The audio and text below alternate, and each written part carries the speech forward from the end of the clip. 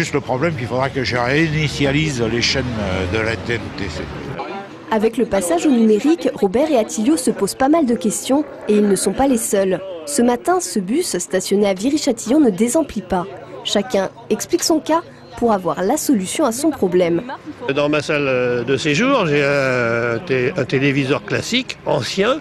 Je ne sais plus s'il faut changer l'antenne, acheter un téléviseur. Et je commence à être plus clair et j'écoute un peu tout le monde parce que je m'aperçois que je croyais que en deux, trois problèmes pouvaient se poser, mais j'ai l'impression qu'il y a une multitude de problèmes.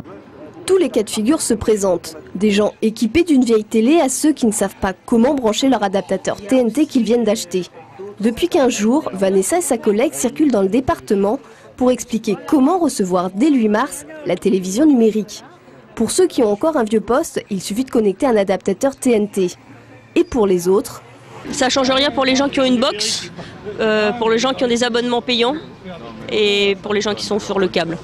Ceux qui ont la TNT intégrée, qui la reçoivent déjà, en fait, ils ont tous, et ceux qui ont des adaptateurs et qui la reçoivent déjà, tout le monde, le 8 mars dans l'après-midi, doit faire une réinitialisation et une recherche automatique des chaînes.